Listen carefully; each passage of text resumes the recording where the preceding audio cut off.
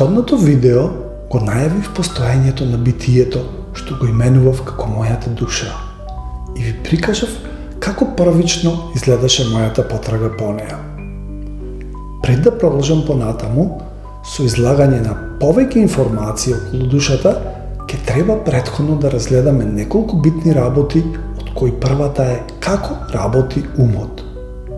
Или поточно, како работи сеќавањето во умот, односно како се присетуваме на некои настани од нашето минато.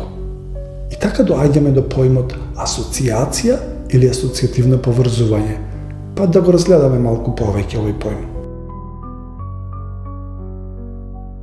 Кога ќе дојдеме во допир со некаква информација, нашиот ум веднаш по асоциација може да не однесе на некој настан од нашето минато и да ни прикаже одредени импресии од тој настан, кои патем може да бидат проследени со одредени чувства, пријатни или непријатни. Овие информации може да бидат говорни, може да бидат визуелни, може да биде тоа некој мирис или вкус, а често се случува да биде тоа и некоја музичка номера, особено некоја романтична или љубовна песна, што ќе ни евоцира спомени од нашето минато. Значи, сеќавањата во умот работат по принципот на асоциација или уште можеме тоа да го наречеме и асоциативно поврзување.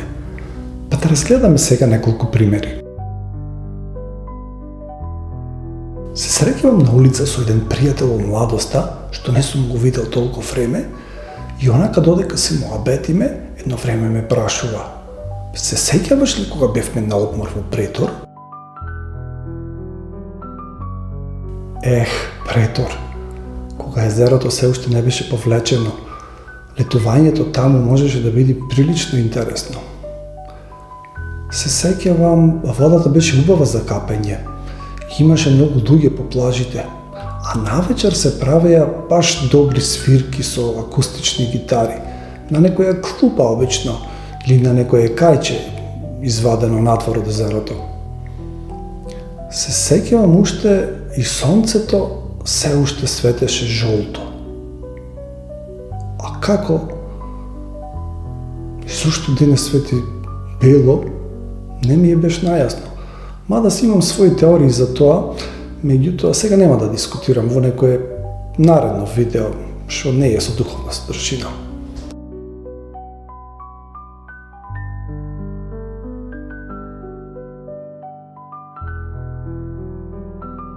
Кога ќе ја видам ова слика, мојот ум веднаш ми вади некои спомени од моето детство, кога низ дома ќе најдев 5 денари во некоја фиока и со трчање одиш на продавница да си купиш мастиче.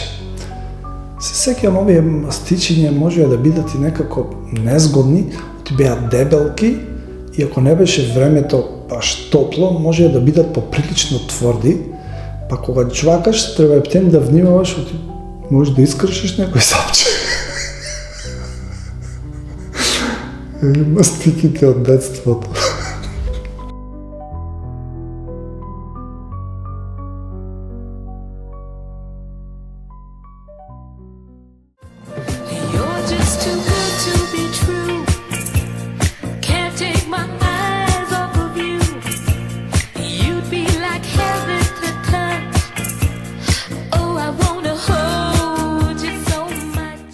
Секогаш кога ќе ја слушам ова песна, се потсеќам на времето кога бев студент и кога патувавме со возот Скопје-Битола. Една вечер си направивме таква убава забава на ова песна. Толку беше весело, сите разиграни, распејани, што и ден денес ми се навраќаат убави спомени. Поздрав до друштвото ако го гледате ова видео. Ете, тоа е таа асоциација и така работи умот кога се сеќаваме на настани од нашето минато. И сега стигнавме до главниот дел на ова видео. И за таа цел сакам да поставам едно многу интересно прашање. Прашањето е: дали со помош на асоциација можеме да се сетиме на некој настан кој не е од нашето минато, туку од нашата иднина?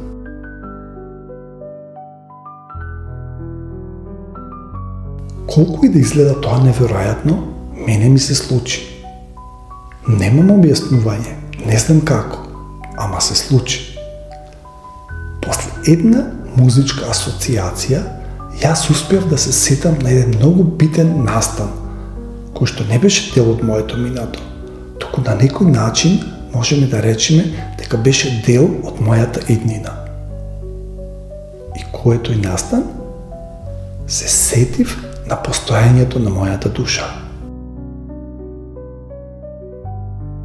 И пред да почнам да спорувам за моето неверојатно искуство, треба претходно да ви образложам уште една важна работа, а тоа е како изгледаше околината во која што се случи тој настан. Но за тоа ќе треба да го изгледате наредното видео, кое што е насловено Моќта на тишината. Ви благодарам што ме слушавте и се гледаме наскоро.